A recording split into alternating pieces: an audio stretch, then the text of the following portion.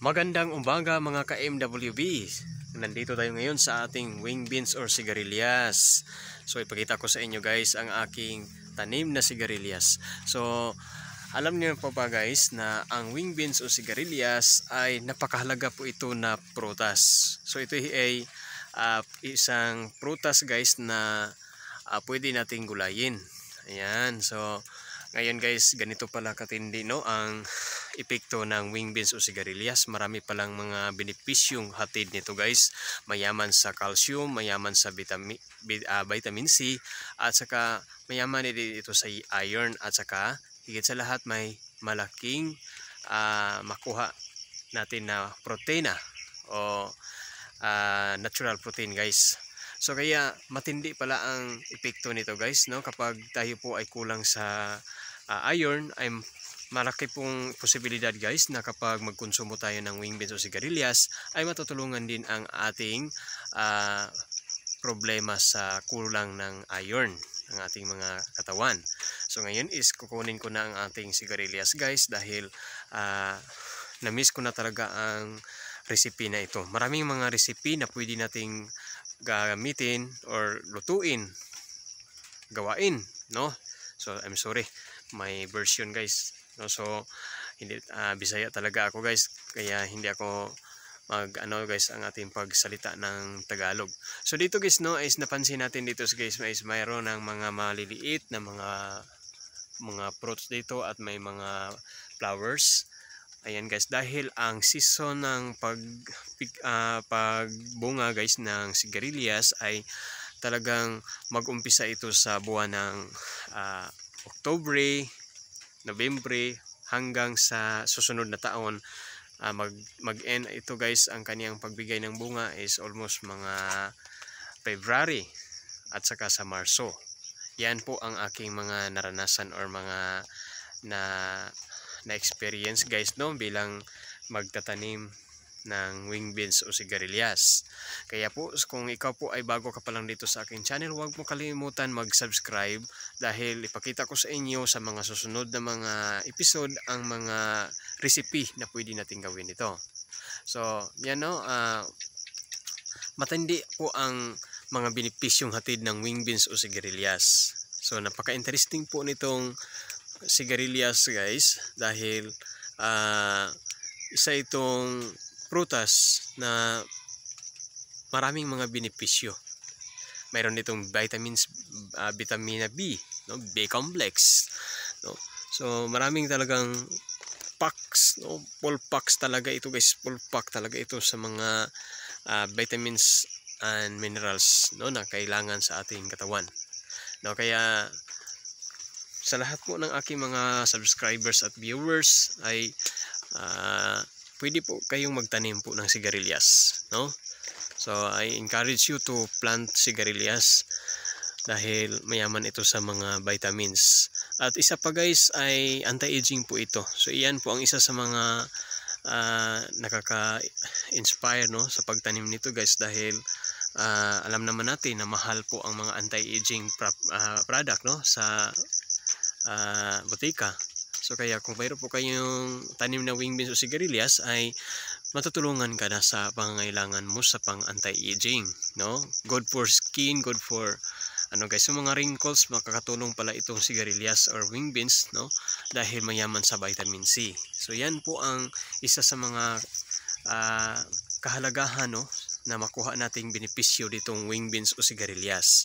Kaya hindi tayo nagpawala nitong wing beans at sigarilyas guys dahil sa taas or sa dami ng mga guys, mga benepisyo nito ay isa yan sa mga na-inspire tayong magtanim ng sigarilyas, no.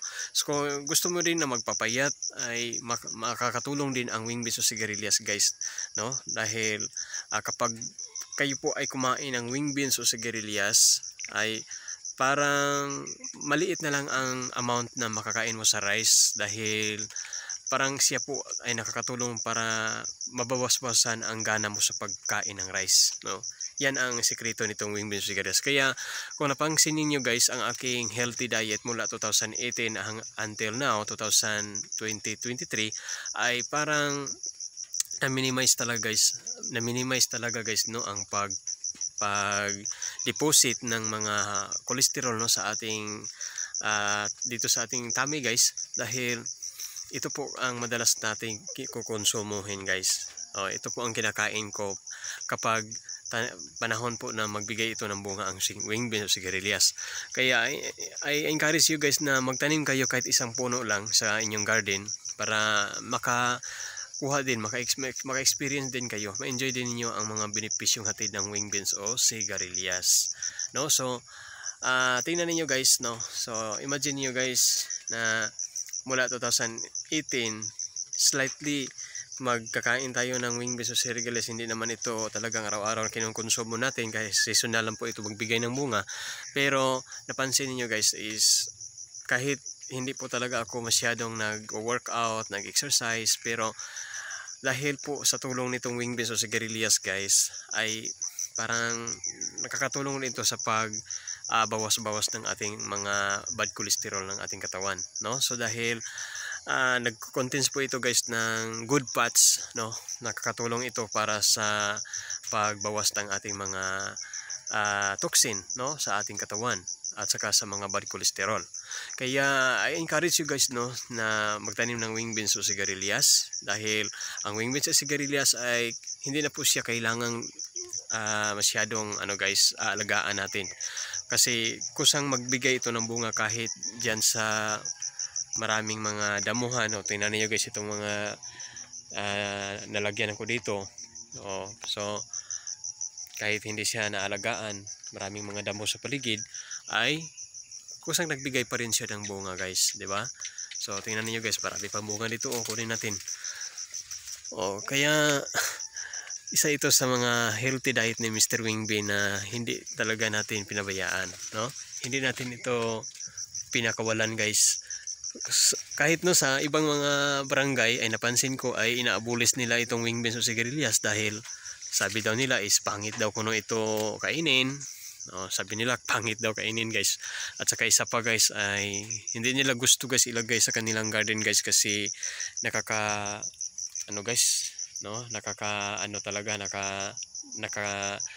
distract no sa beautification daw sa kanilang mga tanim, no, sa kanilang mga bulaklak.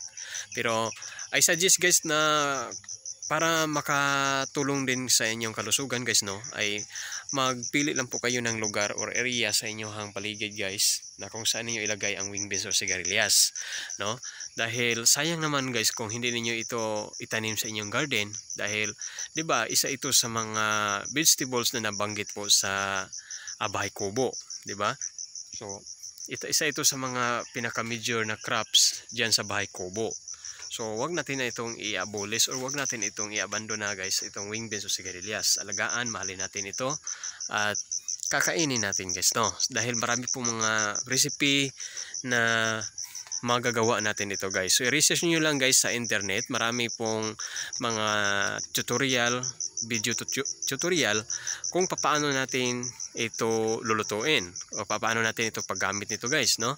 So marami pong mga sigarilyas na recipe sa Google, no, sa internet.